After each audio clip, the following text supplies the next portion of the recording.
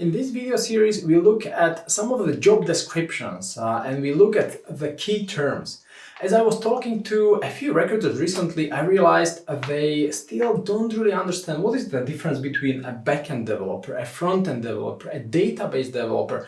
So after I saw these job descriptions, I thought, hey, I will explain the recruiters what are the three IT layers, the three basic layers in IT.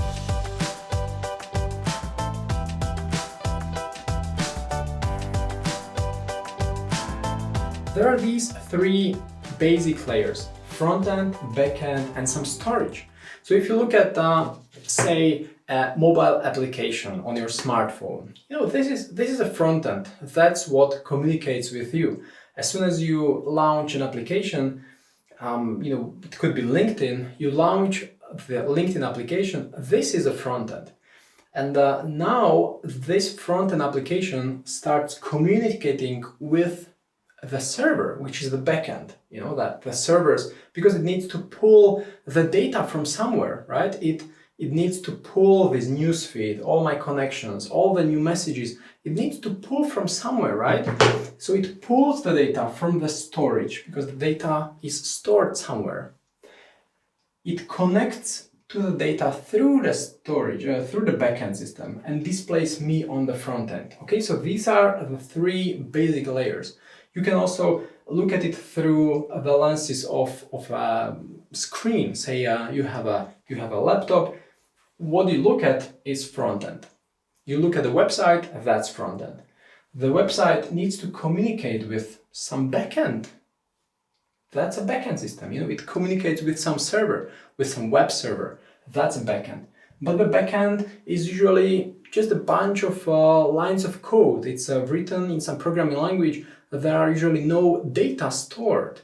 So it needs, the backend needs to communicate with the storage to extract the data from some storage. And the storage could be a database such as MySQL or MongoDB or Oracle or Microsoft SQL.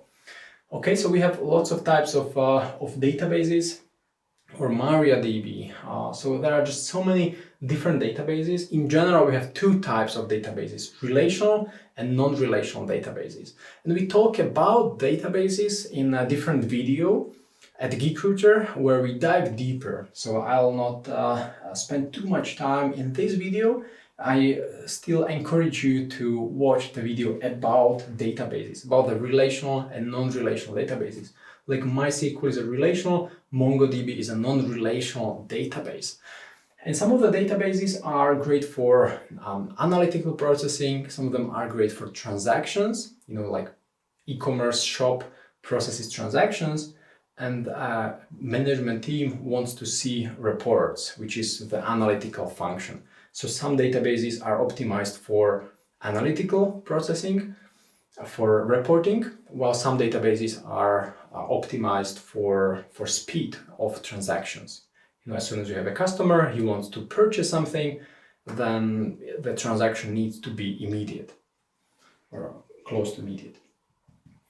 Looking at backend systems, for example, Java or PHP programming languages are used to build backend system. So backend is usually a system. It is a set of systems. It could involve some libraries, some frameworks.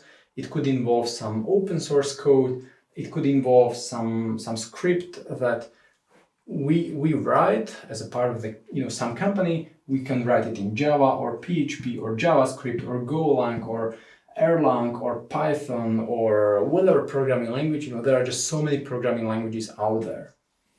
And then we also need to build some front end for end users. It should be beautiful. The interaction should be smooth and flawless. And this is what the user experience and user interface designers take care of.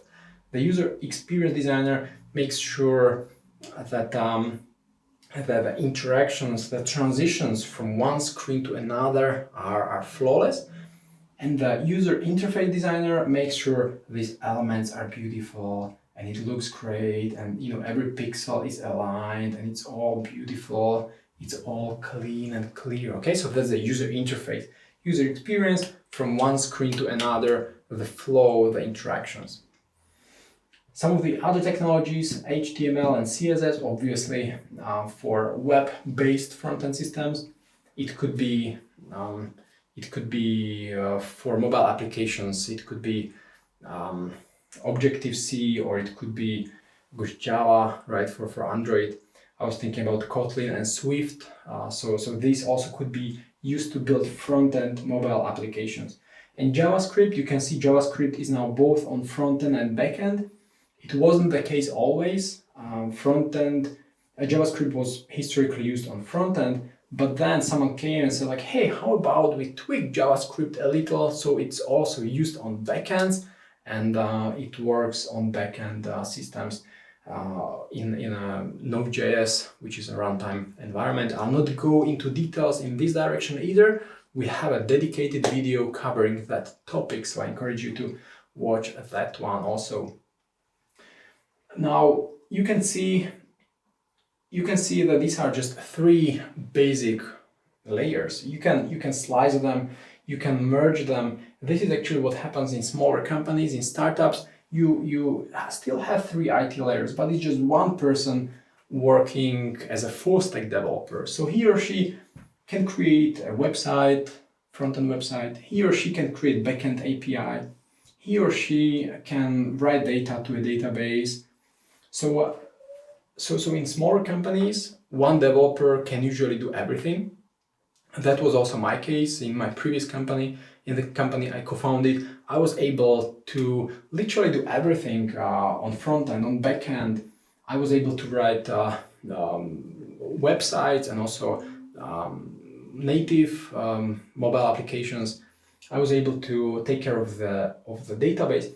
But as the company grows and evolves, it's good to specialize. So that's why we have front-end developers, we have back-end developers, we have database developers, and we have full-stack developers, which sometimes means back-end and front-end developers together. But again, front-end is so wide area. There is mobile native, there is mobile cross-platform development, there is web development. So there is desktop application development. So it's a huge area itself. That's why even front-end developers, could be sliced based on their specialization. All right. So this is what I wanted to walk you guys through, the three IT layers. Basically, it's front-end, back-end, and storage. The most common storage is a database, but it could also be simple files.